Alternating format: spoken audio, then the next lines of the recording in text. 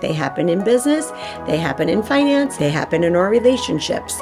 Breakdowns are just inevitable. And if we address it up front and we can kind of know and expect that they're going to happen, there's always possibility in every breakdown, no matter how hard you think life is right now. And some of us have real stuff we're dealing with. You're going to have breakdowns. Expect them and see what possibilities can arise out of them. Hi everyone, welcome back to my channel. I am Lisa D. Murphy and this is Elevate Wellness. Elevate in every area of our life. So today we're going to talk about what we never want to talk about. Let's talk about the breakdown. We don't think they're going to happen, but they are going to happen. They always happen. They happen in every area of our life. They happen in business. They happen in finance. They happen. They happen in our relationships. They happen in our world. Breakdowns are just inevitable. So in building a business, in building a team, in blending a family, and here's the question, what's the possibility for a breakdown right now in your life? And when people always say to me, I didn't see it coming.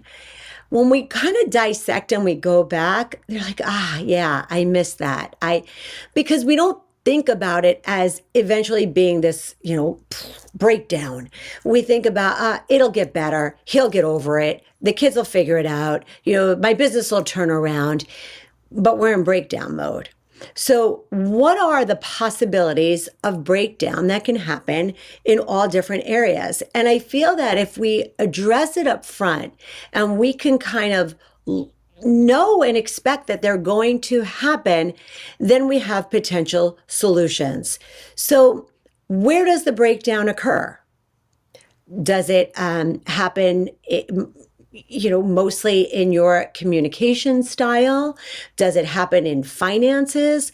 Where are the typical breakdowns in your life? For some people, it's around addiction. It's food, it's alcohol. Sometimes in our health, it's lack of sleep. Where are the potential breakdowns? Write them down. I could tell you mine. It's sugar. It's lack of sleep. It's usually if I have had alcohol, that all will set off something where the following day, the following week, something's going to fall apart because I don't feel good and I get crabby and cranky and there's possibility for a breakdown.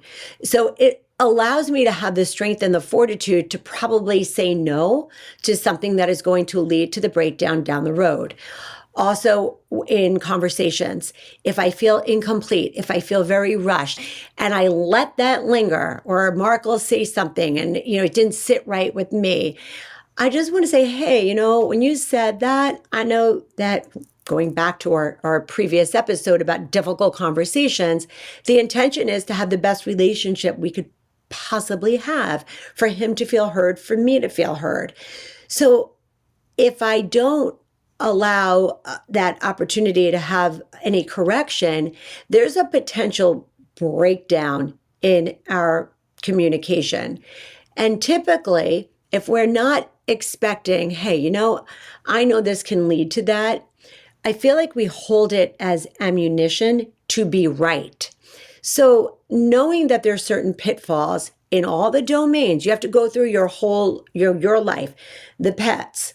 If I don't walk the dogs, if I don't let the dogs out in the morning, they're going to poop on the rug. There is going to be a breakdown. If I don't take care of my health, if I don't, stay away from the sugar, if I, don't get enough sleep, there is going to be a breakdown. What are the possibilities of breakdowns in each one of your categories? And then what's your experience with breakdowns? How do you typically react? Do you, avoid them? You hit it right on? Are you the cleanup person? It's always after the fact, and you're always one of those people with constant chaos and drama going a million miles an hour because you didn't slow down to speed up? And how can you learn from that so that doesn't happen again? And then from telling your story over and over and over again. Oh my gosh, so many people do this. They recycle the story. Stop freaking recycling the story. You give it so much more energy than the actual thing that happened. So I'll give you an example. Somebody gets a flat tire on the way to work, and the entire day, that's all they talk about, how they were late, how their car broke down, by the end of the day, it was like a major collision and not a flat tire, because they recycled that story so many times and they created so much drama around that story. It becomes this massive breakdown, and it spills over to the next domain and the next domain and the next domain, because you carry it from work to home. It just keeps going. So notice how many times you're in breakdown mode and you recycle the story. Clean up the dog poop, flush it down the toilet, clean the rug, move on. Don't talk about it. Like, let it go. Keep the pile of beep there. And I feel that breakdowns carry over when we keep giving them more energy. So where is your focus? What are you focusing on? Are you focusing on the opportunity to learn? Hey, I moved from that really quickly. I feel like it cleans it up. I didn't give it any more energy than it deserved. And I'm proud of myself. I'm now going to focus on this. This is right in front of me. This is what I need to be focused on. Where's your focus? And then in coaching breakdowns or talking in breakdowns, let's just use your team or your kids as an example. Just say, hey, listen, I know we had a breakdown in communication. Just put it out there. It's a breakdown. What happened? Here are the facts. No more, no less. This is what was supposed to happen. This didn't happen. And this is how we need to handle it. They're just facts. There's no interpretation with this is how I feel. This is what happened. And then recreate the commitment. Can I count on you too? Can we renegotiate our commitment to have this outcome? So in the face of a breakdown, I think everybody talks about what's not working, right? The team did not meet the goals and they didn't get what they ultimately wanted. And then it's who's pointing fingers, and we're all talking about what didn't work. Okay, it didn't work. What are the facts? What exactly happened? And now can we renegotiate? We have to recommit. And what are the steps to recommitting? What needs to happen? What needs to be put in place that wasn't put in place? Not whose fault was it? What needs to happen? Who wants to take responsibility to make sure that that happens? This conversation can be had in your home. It can be had in your business, in your relationships, but it's to renegotiate that commitment. And then what are the facts that we can now learn from? What has to happen that didn't happen before? And can we all agree that this is what we feel needs to happen so we can avoid the potential for breakdown? One of the things that I see all the time, people rushing out the door, it's constant in the morning. It's like, get up earlier. Just leave earlier. Give yourself that time. It'll be so much less breakdown than all that of what it took to get to where you need to be. Get up earlier. Go to bed earlier. But acknowledge that there's things that I can do, not what you can do, I can do to make things be different. And then what are the new commitments? Is it a conversation about committed action, right? This is what I'm willing to do that I have not been willing to do before. I notice when I admit what I can do differently, whether it's in my relationship with Mark, whether it's with my team, whether it's with my kids, everybody wants to kind of one up each other. So it's like, well, Mom, you can't just say that. I didn't do this and I want to do that.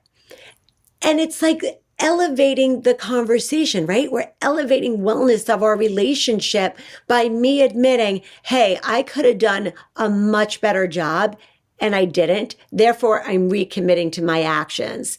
And then the kids will say, well, I could have helped here. Or Mark will say, I could have done a better job of that. This became our new language. This is, I think, one of the things that really works in our household is we all say that. And Mark leads that, definitely leads that. He will say, I'm better than that. I can do a better job at that. And then it will make me say, well, I'm better than that. I can do a better job at what I did wrong. So that's elevating the conversation about committed action. Given that new commitment, what's possible, right? Oh my gosh, because of this breakdown, here's what's now possible. I'm going to have less stress in the morning because I'm going to get up earlier because I never want to go through that traffic jam and be late and be that harried in a meeting ever again. I'm going to get up earlier. There's always possibility in every breakdown. Everything, no matter how hard you think life is right now. And some of us have like real stuff we're dealing with. There is a possibility for a breakthrough and for a greater possibility to exist when we acknowledge, hey, this doesn't work and my action around it didn't work, and here's what I learned, and here's what I can do differently. So there's always that possibility. And then what are the new possibilities you're now committed to? So what do we want the end result to be? I'm willing to do this because I want that, and here's what's in it for you because of that. I'm more calm, I'm more available, and that makes the other person, right, or wherever the breakdown is, the team, feel like there's something in it for them when I'm a better version of myself. I hope that that made sense and you guys got that. In creating a possibility out of something that has been super challenging, how does that benefit the whole, the family, the team, the coworkers, the partners, etc.? And then what actions are you going to take with that new possibility? And asking people to hold you accountable. You know, hey, listen, in your gentlest way, if you see me going back, I'm going to give you this sentence as an interruption. Can you just say that to me? And again, it's not ammunition to say to somebody, you said I can say this if that happens. It's not that. It's doing it to elevate people around you. Hey, listen, I know that you said, when we go out, you're not going to have a drink and you want to get up early tomorrow and you don't want to have sugar. So do you want me to kind of give you a little nudge at the table or a little kick under the seat? Or do you want to be left alone? Enjoy your breakdown. Do you want to be left alone? And one of the things that I have realized, the two things that really do not work, humor and sarcasm. They never work when coaching somebody through a breakdown. What works? Vulnerability and understanding. To really say, gosh, that must have been really hard and really hard for you to talk about it. And I can imagine creating new possibilities, what that feels like for you. Feels so much better to somebody than making a joke or using sarcasm. And I think in a world in which it's so fast paced and people don't feel heard and we're going a million miles an hour, when someone says something that's hard, if you're uncomfortable, be quiet, just don't talk. But don't use humor to cover up vulnerability. Don't take them out of that experience by inserting something to make them laugh or take them out of it. And I've learned this with my kids. It's like, oh, come on, get over it. I'll just say, wow, that must be really hard for you. And not always having an answer. I don't have to be the solution person. I just need to listen, making sure people feel heard. And I know in breakdown with my kids, not always having the answer and just letting them say stuff out loud or on my team, when people just say, oh, I feel so stupid, that didn't work. I messed up the sale. I didn't close it. Sometimes I just listen. And when we listen generously like that, and we don't insert sarcasm or humor, and we don't pull somebody out of their experience, the more they speak and the more space we create to let them speak, They come up with their own solutions. They come up with their own answers. And the best feedback you can ever get from someone is when they look at you and they almost have tears in their eyes and they say, "Thank you for listening." And I think we can do a much better job of that. We don't have to have the answers. We don't have to have advice for people, especially when their life really is in breakdown mode in different areas, to just be that person to listen generously, because we all have the answers inside. And when somebody allows us to just have that space to kind of hear our thoughts and just run with it, the answers start to surface. So one of the things I learned, I think it's, if you ask my kids, what are some of the things that mom really does right? I listen to them and I don't try to solve their problems. It's up to them to start to figure things out on their own and to feel heard. So I hope this was helpful. I hope that you can understand in life, you're going to have breakdowns. Expect them and see what possibilities can arise out of them. Once again, you guys, I'm Lisa D. Murphy. If you like this content, please like and subscribe to my channel. Thanks for joining.